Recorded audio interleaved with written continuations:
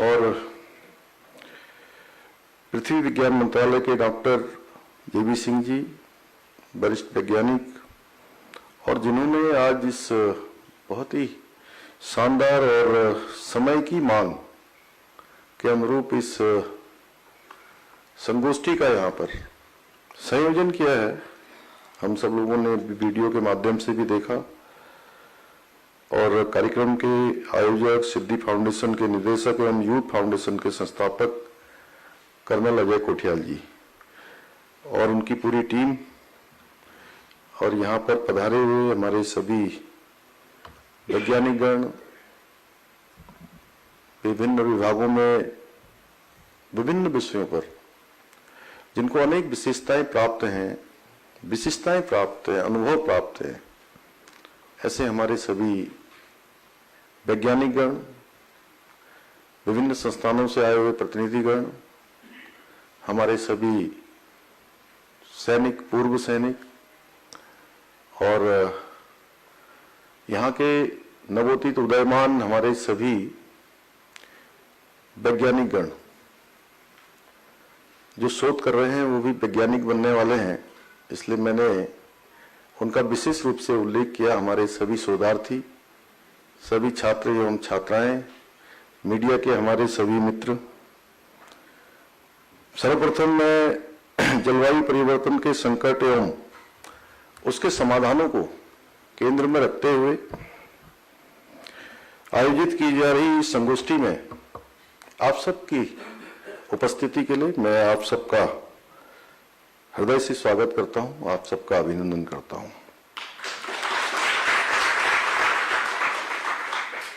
भाइयों बहनों, वर्तमान में जलवायु परिवर्तन संपूर्ण विश्व के लिए एक गंभीर चुनौती बन गई है और जो वर्ष प्रतिवर्ष और गंभीर होता जा रहा है। पिछले वर्ष हम सब लोगों ने गर्मी के मौसम में जो अब प्रारंभ हो रही है, पिछले वर्ष इसका अनुभव किया होगा कि किस प्रकार से जलवायु परिवर्तन के कारण देहरादून सहित विभिन्न हमारे पर्वतीय क्षेत्रों में तापमान किस तेजी से बढ़ा है, कितना बहुत अधिक रहा है। और बहुत सारे लोगों से मैं चर्चा करता था तो कह रहे थे कि देहरादून में पिछला जो वर्ष था वो सर्वाधिक अधिक तापमान वाला वर्ष रहा। और उसी दौरान पूरे गर्मी के समय में मुझे देश के विभिन्न स्थानों पर जाने का अवसर मिला। तो मैं सच बताऊं तो जब हमारे देहरादून में ही गर्मी हो रही थी तो जो गर्म वाले स्थान हैं, मैं कलकत्ता गया, मैं तेलंगाना गया, मैं झारखंड गया, मैं हैदराबाद गया, अनेक जगह पर मैंने देखा कि तापमान 50 डिग्री से कम नहीं था कहीं कहीं। तो हम स्वयं अंदाजा लगा सकते हैं कि ऐसे समय में जलवायु परिवर्तन को लेकर जागरूकता फैलाने और उनके समाधानों पर गहनता से चर्चा करने के लिए इस प्रकार की जो संगोष्ठी आयोजित हुई है वो अपने आप में एक बहुत सराहनीय प्रयास है। मैं कर्नल साहब को, बाडिया इंस्टीट्यूट को, हमारे पृथ्वी विज्ञान मंत्रालय को, सभी को और आप सब जो सम्मिलित हुए उन सबको मैं बहुत बधाई देता हूँ। ये संगोष्ठी न केवल जलवायु परिवर्तन की चुनौतियों को समझने का एक अवसर है, बल्कि पर्यावरण के प्रति हमारे संकल्पों को मजबूती देने का भी एक ये अलग प्रकार का एक विशिष्ट मंच है। मैं इस महत्वपूर्ण संगोष्ठी को आयोजित करने के लिए विशेषकर से यूथ फाउंडेशन, सिद्धि फाउंडेशन, बाडिया इंस्टीट्यूट, पृथ्वी विज्ञान मंत्रालय के सभी वैज्ञानिकों को, सभी अधिकारियों को, कर्मचारियों को, सदस्यगणों को, सबको धन्यवाद देता हूं, क्योंकि ये विषय हमारी आने वाली पीढ़ियों के अस्तित्व का है और इस समय की आवश्यकता है। भाइयों बहनों, ये हम सबका सौभाग्य है कि हम सब ने उत्तराखंड जैसी पावन भूमि पर जन्म लिया है, जहां अभी दिखा रहे थे कि 64% हमारा जो भूभाग है वो वनों से आच्छादित है। हमारे वाले में तो ज्यादा आता है, 71। जहां पर हिम ग्लेशियर है, 12 महीने लगातार प्रभावित रहने वाली नदियां हैं, झील हैं, अनेक हमारे नाले, गाड़, गधेरे, अनेक स्रोत देवभूमि में हैं और पर्वतों से आच्छादित, वनों से आच्छादित हमारा राज्य है। आज जब हम उत्तराखंड की बात करते हैं तो हमारे सामने नदियों का संगीत, पर्वतों की गंभीरता और जो वनों की हरियाली है वो तैरने लगती है, ऐसा अनुभव होने लगता है जब भी देखो। और हम देश दुनिया में कहीं भी जाते हैं तो हमारे बारे में एक अलग प्रकार की सोच पूरी दुनिया की होती है। हमको देखते ही जैसे उनको ऐसा लगता है कि कुछ साफ सुथरा, कुछ ठंड का ऐसा अनुभव सामने वालों को होता है। मैं केवल देश की बात नहीं कर रहा हूं, मैं पूरी दुनिया की बात कर रहा हूं, क्योंकि दुनिया के कई देशों में मुझे भी जाने का अवसर मिला, मैं लोगों से मिला हूं, तो लोगों की एक विशिष्ट प्रकार की सोच है हमारे लिए। ये वातावरण हमारी पहचान भी है और हमारी संस्कृति की नींव भी है। लेकिन दुर्भाग्य से जलवायु परिवर्तन ने आज हमारी इस विशिष्ट पहचान के सामने भी एक गंभीर संकट पैदा कर दिया है। पिछले कुछ वर्षों से हमारे यहाँ मौसम के पैटर्न में जो बड़ा बदलाव आया है वो इस बात का संकेत है कि हमारा पर्यावरण पहले से कहीं अधिक संकट में है। परंतु मेरा मानना है कि ये समय निराश होकर बैठने का नहीं है, बल्कि एकजुट होकर पर्यावरण के संरक्षण के लिए काम करने का समय है, एक दिशा देने का समय है। आज मैं इस मंच से ये विश्वास दिलाना चाहूंगा कि आदरणीय प्रधानमंत्री नरेंद्र मोदी जी के मार्गदर्शन में हमारी राज्य सरकार पर्यावरण के संरक्षण एवं जलवायु संरक्षण की दिशा में हर संभव काम कर रही है और निकट भविष्य में भी और तेजी से हम काम करेंगे और तेजी से हम उसको धरातल पर उतारेंगे। आज जहां हम एक और हरियाली मिशन के अंतर्गत लाखों की संख्या में पौधे रोपित कर रहे हैं, वहीं जल शक्ति अभियान के माध्यम से 1000 गांवों में तालाब और जो पारंपरिक जल स्रोत हैं उनको पुनर्जीवित करने का प्रयास कर रहे हैं। जो अभी सुबोध उनियाल जी ने कहा कि आदरणीय प्रधानमंत्री जी ने जो पूरे देशवासियों से आह्वान किया था, एक पेड़ मां के नाम, वो भी अभियान हमारे यहाँ बहुत तेजी से चला था। और मैं धन्यवाद देना चाहूंगा उन सभी लोगों को जिन्होंने इस अभियान को आगे बढ़ाने का काम किया। और मैं अनेक स्थानों पर उस अभियान के दौरान गया तो मुझे हमारे सभी सरकारी विभाग, संस्थाएं इसमें बढ़ चढ़कर आगे बढ़ती हुई दिखाई दी, काम करती हुई दिखाई दी। इसके साथ ही हमने प्रदेश में जल संरक्षण को बढ़ावा देने के उद्देश्य से spring and river rejuvenation authority सारा का गठन भी किया है, जिसके अंतर्गत अभी तक 5500 जलीय स्रोतों तथा 292 सहायक नदियों का चिन्हीकरण कर उनका उपचार किया जा रहा है कि वो फिर से रिचार्ज हों, फिर से अपनी पहले जैसी स्थिति में आए। वहीं दूसरी ओर बाडिया इंस्टीट्यूट के सहयोग से हमने ग्लेशियर अध्ययन केंद्र भी स्थापित किया, जिससे हम प्रकृति द्वारा दिए जाने वाले संकेतों को समझ सकें और उसके क्षरण को रोकने हेतु प्रभावी नीतियां बनाकर कार्य कर सकें। अभी माड़ा में जो हिमस्खलन हुआ, एवलांच आया, मैं वहां गया था और मैं जब वहां से लौट रहा था तो मैंने देखा कि अलकनंदा जी का प्रभाव ही रुक गया है, कहीं दिख ही नहीं रही थी मुझे। हेलीकॉप्टर से मैं नीचे बिल्कुल अलकनंदा जी के साथ साथ नीचे आ रहा था, तो मेरे मन में बड़ा एकदम से एक प्रश्न आया कि कहीं ऐसा ना हो कि अगर ये 2-3 दिन इसी तरह से हिम के कारण से अगर अलकनंदा जी रुकी रहेंगी तो कोई आगे चलकर ये भी कोई हमारे लिए कोई आपदा का कारण न बने। तो उस समय भी हमको किसी की याद आई तो हमारी भाटिया संस्थान की आई, और मैंने कहा कि भाटिया संस्थान वालों को बताइए कि जो है जरूर इस पर जो है वो भी, हालांकि दूसरे दिन वो प्रभाव फिर शुरू हो गया था। तो इस प्रकार से अनेक चुनौतियां हमारे सामने हर बार किसी न किसी रूप में आती हैं। राज्य के अंदर अनेक प्रकार की आपदाओं का भी हमें सामना करना पड़ता है। इतना ही नहीं, पर्यावरण संरक्षण के प्रति अपनी प्रतिबद्धता व्यक्त करते हुए हमने देश में पहली बार जो हमारे यहाँ पर 38वें राष्ट्रीय खेलों का आयोजन हुआ, उन राष्ट्रीय खेलों के आयोजन को भी हमने ग्रीन गेम्स की थीम पर किया, जिसमें इस आयोजन के दौरान प्लास्टिक की वस्तुओं का प्रयोग कम से कम करने के साथ ही बिजली के लिए सौर ऊर्जा का उपयोग किया गया।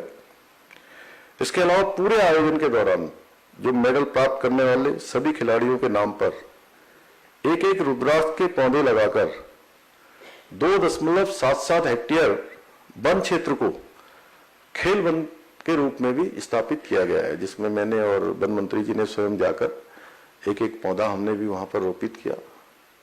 और अब चारधाम यात्रा जो हमारी प्रारंभ हो रही है इस वर्ष, उसको भी हमने ग्रीन पर्यटन को बढ़ावा देने के उद्देश्य से एक मिशन के तहत आगे बढ़ाने का निर्णय लिया है, जिसमें प्लास्टिक पूरी तरह से मुक्त करें। और कई बार मुझे लोग कहते हैं, कल मीडिया के बंधु मुझसे पूछ रहे थे कि भाई आप क्या इसमें कुछ सख्ती करेंगे क्या, जो लोग यात्रा में आते हैं यात्रा के अनुरूप काम नहीं करते हैं।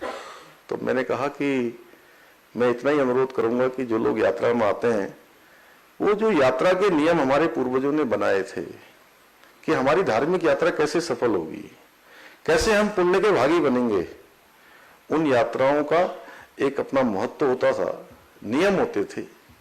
मैं उनसे जरूर अनुरोध करूंगा, हमारी सरकार भी अनुरोध करेगी, हमारे आप सब लोग भी अनुरोध करेंगे कि यात्रा के नियमों का पालन जरूर करें।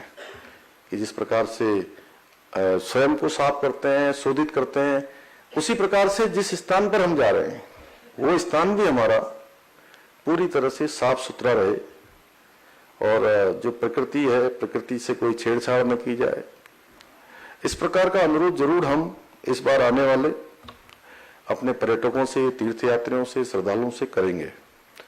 भाइयों बहनों, प्रदेश में पर्यावरणीय संतुलन और जैव विविधता बनाए रखने के लिए हम राज्य में जो विकास का हमारा मॉडल है, वो विकास का मॉडल इकोनॉमी और इकोलॉजी दोनों में संतुलन बना रहे, क्योंकि हमको विकास की भी आवश्यकता है लेकिन पर्यावरण बचाने की भी हमारी जिम्मेदारी है। दोनों में संतुलन साधते हुए हम आगे बढ़े, और हम यही समन्वय बनाकर कार्य कर रहे हैं। आज उत्तराखंड देश का ऐसा पहला राज्य है जहां हमने जीडीपी की तर्ज पर जीपी यानी ग्रॉस इन्वायरमेंट प्रोडक्ट्स इंडेक्स तैयार करके जल, वन, भूमि और पर्वतों के पर्यावरण योगदानों का आकलन करने का भी एक प्रयास किया है। इसकी हमने शुरुआत की है। वहीं दूसरी ओर हम जीवाश्म आधारित ईंधन के स्थान पर ग्रीन ऊर्जा को बृहद स्तर पर प्रोत्साहित कर रहे हैं। प्रदेश में हम सौर ऊर्जा की ज्यादा से ज्यादा परियोजनाओं को स्थापित करने के उद्देश्य से नई सौर ऊर्जा नीति लागू करने के साथ ही वर्ष 2027 तक 1400 मेगावाट सोलर क्षमता पाने की दिशा में भी हम कार्य कर रहे हैं। इसी क्रम में हम 100 करोड़ रुपए की लागत से राज्य के सभी शासकीय भवनों पर सोलर प्लांट स्थापित करने पर भी काम कर रहे हैं। हमने इस बार के जो हमारा आम बजट था, उस बजट में हमने इसका प्रावधान किया है। जियोथर्मल की हमारे यहाँ बहुत संभावना है, जिसके बारे में अभी आप लोगों ने बताया कि 20 स्थान कुमाऊं में है, 20 स्थान गढ़वाल में है, और भी स्थान निकल सकते हैं। और उसमें हम एक राष्ट्रीय अंतर्राष्ट्रीय स्तर का हम एक एमओयू कर चुके हैं। तपोवन के पास हमारा पहला ऐसा जियोथर्मल की जो संभावनाएं हमको मिली है, उस पर हम काम कर रहे हैं। वहीं राज्य में हम रूफटॉप सोलर प्लांट लगाने को भी बढ़ावा देने के उद्देश्य से संभवतः आज उत्तराखंड देश का ऐसा पहला राज्य है जहां केंद्र और राज्य सरकार द्वारा संयुक्त रूप से 70% की इसमें सब्सिडी दिए जाने का भी प्रावधान हमने किया है। 70% सब्सिडी दी जा रही है। आज प्रदेश में पीएम सूर्य घर योजना, मुख्यमंत्री सौर स्वरोजगार योजना के अंतर्गत सब्सिडी का लाभ उठाकर बड़ी संख्या में लोग सोलर पैनल लगवा रहे हैं। आप अगर हमारे मैदानी क्षेत्रों में तो खैर अभी उतना नहीं है, लेकिन जो हमारे पर्वतीय हमारा क्षेत्र है, उस पर्वतीय क्षेत्र में निकलेंगे तो अनेक स्थानों पर आपको बड़े बड़े सोलर लगे हुए मिलेंगे। पूरा धीरे धीरे जो है, जो हम सौर ऊर्जा है उसका अत्यधिक उपयोग भी हम करवा रहे हैं। भाइयों बहनों, पिछले वर्ष हमने उत्तराखंड में वनाग्नि की घटनाओं का विकराल रूप लेते हुए देखा है। यह आग केवल पेड़ों को नहीं जलाती, बल्कि हमारी जैव विविधता, आजीविका और हमारे भविष्य को भी नुकसान पहुंचाती है, क्योंकि हमारे वन केवल ऑक्सीजन के स्रोत नहीं है, बल्कि लाखों लोगों की आजीविका, जल स्रोतों के रक्षक और जंगली जीवों का घर भी हैं। आज इस मंच से मैं आप सभी को बताना चाहता हूं कि हमारी सरकार, जैसा वन मंत्री जी ने बताया, कि हमारी सरकार वनाग्नि की चुनौती से निपटने के लिए इस वर्ष प्रत्येक स्तर पर व्यापक रूप से काम कर रही है। अग्निशमन दस्तों की तैनाती हो, उपग्रह आधारित निगरानी प्रणाली को मजबूत करना हो, या ग्रामीणों को फायर वॉलंटियर के रूप में प्रशिक्षित करना हो, हमने इस संबंध में अनेक प्रोएक्टिव प्रयास किए हैं। परंतु हमें इस लड़ाई को जीतने के लिए उत्तराखंड के आम जनमानस की, विशेष रूप से हमारे युवाओं की, नौजवानों की आवश्यकता है। इसलिए मैं आप सबसे आह्वान करना चाहूंगा, यदि आपको इस संबंध में कहीं भी कोई संदिग्ध गतिविधि दिखे, तुरंत फॉरेस्ट हेल्पलाइन पर कॉल करें। पिकनिक के दौरान जो लोग जाते हैं उनसे भी मैं अनुरोध करूंगा कि वो आग न लगाएं, दूसरों को भी समझाएं। इसके साथ ही गांव में जो वन रक्षा समिति है, वो वन रक्षा समितियां भी बनाएं। भाइयों बहनों, मुझे प्रसन्नता है कि आज के युवा उत्तराखंड में पर्यावरण संरक्षण की दिशा में बहुत से नए कार्य कर रहे हैं। आज एक और जहां पिथौरागढ़ के कुछ युवाओं ने चिपको आंदोलन 2.0 की शुरुआत कर प्रत्येक सप्ताह 100 पेड़ लगाने का संकल्प लिया है, वहीं देहरादून में इंजीनियरिंग के कुछ युवा छात्र सोलर पावर वाटर फिल्टर बनाकर गांवों को स्वच्छ पानी उपलब्ध करा रहे हैं। इस प्रकार यूथ फाउंडेशन के युवाओं को भी मैं बहुत बधाई देना चाहूंगा, उनको बहुत शुभकामनाएं देना चाहूंगा, जिन्होंने कर्नल कोठियाल जी के मार्गदर्शन और नेतृत्व में प्राकृतिक आपदाओं से निपटने में हमेशा सरकार का सहयोग किया है। चाहे वो गंगोत्री की दैवी त्रासदी हो, केदारनाथ की भीषण आपदा हो, या फिर वनाग्नि बुझाने की दिशा में कार्य करना हो, आप लोग हमेशा आगे रहे हैं। और पिछले वर्ष जो केदार घाटी में और पूरी केदारनाथ यात्रा में जो यात्रा मार्ग है, उस यात्रा मार्ग पर 29 से भी ज्यादा स्थानों पर ये मार्ग हमारा पूरी तरह से अवरुद्ध हो गया। अनेक पुल हमारे उस आपदा की भेंट चढ़ गए, सड़कें बुरी तरह से खराब हो गई, काफी जनजीवन प्रभावित हुआ, यात्रा भी रुक गई। उस आपदा के समय में भी जिस प्रकार से कर्नल कोठियाल जी ने, उनके सभी साथियों ने, नौजवानों ने आगे रहकर काम किया, उसके लिए मैं आप सबका हृदय से अभिनंदन करता हूं, आपको मैं बधाई देता हूं। मुझे पूरा विश्वास है कि जलवायु संरक्षण और नवीकरणीय ऊर्जा के क्षेत्र में भी